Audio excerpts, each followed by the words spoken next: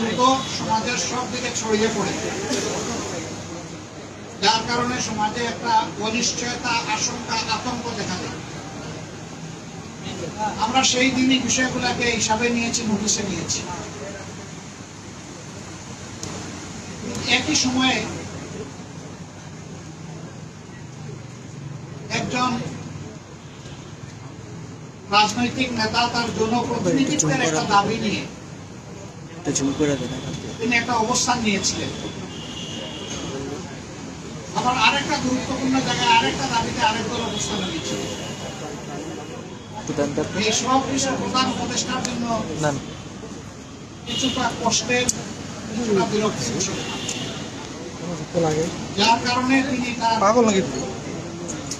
দায়িত্বের ব্যাপারে তাদের পরিচয় হচ্ছে যে তারা কোনো পার্টিকে বিলং করবেন না।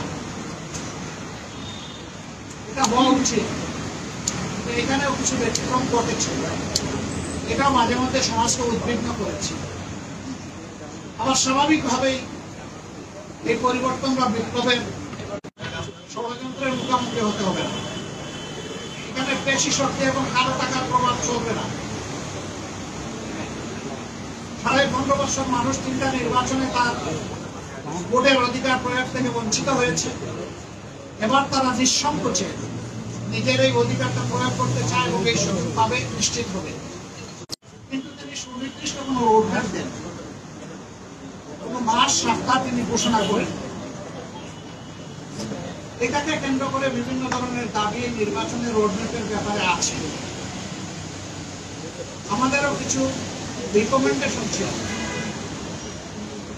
আমরা তার প্রতি সম্মান রেখেই বলেছিলাম দায়িত্ব আমরা সবাই মিলে তাকে দিয়েছি, তিনি চেয়ে নেন এবং তিনি দলের পক্ষ থেকেও নির্বাচিত কোনো দায়িত্বশীল নেতা নন, বরঞ্চ তিনি জনগণের ঐক্যমতের ভিত্তিতে এই জায়গাটায় একটা জনগণের কোনো ধরনের বড় ভোগান্তি না হয়ে একটা কমফোর্টেবল টাইমে এই নির্বাচনটা হওয়া উচিত আমরা মনে। আর 2 নম্বর আমরা বলেছি এই নির্বাচনের আগে অবশ্যই সংস্কার এবং দৃশ্যমান বিচারের কিছু প্রক্রিয়া জনগণের সামনে আসতে হবে। সংস্কার শেষ না করে যদি কোনো নির্বাচন হয়, এই নির্বাচনে জনগণ তাদের প্রত্যাশা পূরণ করতে পারবে না। আবার সব সংস্কার এই সরকারের পক্ষে করা সম্ভব নয়। মাত্র 5টা সুনির্দিষ্ট বিষয়ে তারা হাত দিয়েছে। এতটুকু নিষ্পত্তি হওয়া উচিত সন্তোষজনকভাবে। এর পাশাপাশি এখানে জুলাই প্রক্লেমেশনের ব্যাপার স্যাপার আছে, এগুলো সংস্কারের সাথে জড়িত।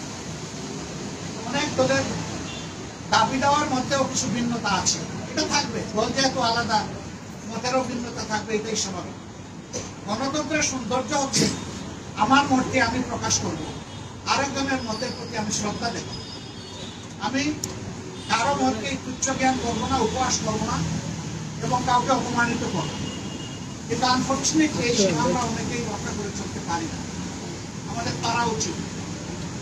গণতন্ত্রের স্লোগান হচ্ছে let us agree to disagree।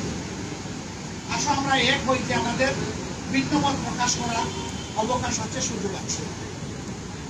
এই থিওরির উপর আমাদের সকলকে আসতে হবে। আমরা বিশ্বাস করি সমস্ত দলই দেশকে ভালোবাসে।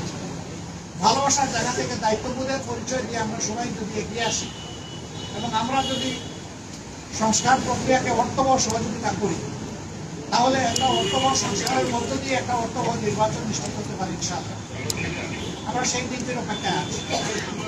আমাদের যে অস্থিরতা দেখা দিয়েছিল এই বিষয়টাকে কেন্দ্র করে, প্লাস বিভিন্ন ব্লকেটকে কেন্দ্র করে আপাত দৃষ্টিতে তা কিছুটা কেটেছে। আমরা এর স্থায়ী নিষ্পত্তি চাই। আমরা মনে করি যে 2টা রোডম্যাপ ঘোষণা করলেই তার অনেকটাই সমাধান হয়ে যাবে। একটা হচ্ছে সংস্কারের রোডম্যাপ, আর একটা হচ্ছে নির্বাচনের রোডম্যাপ। এই 2টাই অতীব গুরুত্বপূর্ণ বলে আমরা মনে করি। আপনারা আজকে এখানে এসেছেন, আপনারা ইতিমধ্যে বিএনপির বন্ধুরা এসেছেন, তাদের কথা আপনারা শুনেছেন, আমাদের কথা আপনারা ধৈর্য ধরে শুনবেন। এই জন্য আমরা আমাদের পক্ষ থেকে আপনাদের কৃতজ্ঞতা জানাই এবং ধন্যবাদ জ্ঞাপন করি। আমি মহোদয় আপনাদের সাথে আমাদের আরো অনেক দেখা হবে, কথা হবে ইনশাআল্লাহ। আজকে আরো হয়তো আপনারা কথা শুনবেন, আরেকটা দল তারা ঢুকেছেন, তারাও বের হবে, তারা তাদের কথা বলবে। আমরা দেশকে আমাদের ভালোবাসার জায়গা থেকে, বিবেকের দায়বোধের জায়গা থেকে যেটা উত্তম মনে করি সেই ব্যাপারে কাজ করতে আমরা দৃঢ়প্রতিজ্ঞ। ন্যায় এবং সত্যের পথে আমরা অবিচল থাকবো। দেশের স্বার্থটাকে আমরা বড় করে দেখবো, এটি হচ্ছে আমাদের অঙ্গীকার। আপনাদের সবাইকে ধন্যবাদ। আপনি যে দুইটা রোডম্যাপের কথা বলেছেন, এই বিষয়ে কিছু বলেছেন উপদেষ্টা? আমি আপনারা যে আজকে আলাপ করলেন, এটার প্রেক্ষিতে আপনারা কোনো সময়সীমা বেঁধে দিয়েছেন কিনা এবং আপনারা রোড সংস্কারের পরে নির্বাচন চাচ্ছেন কিনা? সংস্কারের পরে সবাই নির্বাচন চায়। আমরা না, এর আগে তো বলেছে যদি তারা ক্ষমতায় যায় তাহলে তারা সংস্কার কন্টিনিউ করবে এবং আওয়ামী লীগের বিচার কন্টিনিউ করবে। আপনারা কি সংস্কারের পরে নির্বাচন? কখনো বললে তারা কিন্তু বারবার এখনো বলছে যে আমরা সংস্কারের বিরোধী নই, নির্বাচনের রোডম্যাপটা আমরা চাই সুনির্দিষ্ট। আপনি যে দুইটা রোড, আমরা কোনো সময় বেঁধে দিই, আমরা কমফোর্টেবল দুইটার ঠায় আপনাদের মাধ্যমে এই জাতিকে জানাতে চাই। যদি সংস্কার শেষ হয়ে যায় তাহলে কবির মনোযোগ সরকারে শুনেছেন এবং আমাদের এটা আস্থা হয়েছে যে তিনি বিষয়টাকে ইতিবাচকভাবে নিয়েছেন। জনাব আমিনুল জামাত, সেনাবাহিনীর দরবার হলের কোনো বার্তা নিয়ে কোনো কথা হয়েছে? আপনারা কিভাবে দেখেন? তারা বলছে নির্বাচনে বা সরকার নিরপেক্ষতার জন্য তাদের